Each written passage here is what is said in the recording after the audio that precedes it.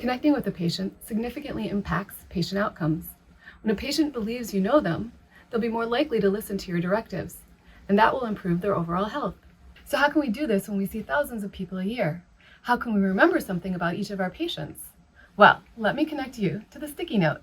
So the sticky notes are located on the upper left-hand side of your chart. There are two sticky notes. The blue sticky note is one that everyone can see. So anyone who goes into this chart will be able to see what is written on the blue sticky note. This is not the one you want to use. The yellow sticky note says My Sticky Note, and this is the one you want to use. This will be the note that opens only when you open your patient's chart.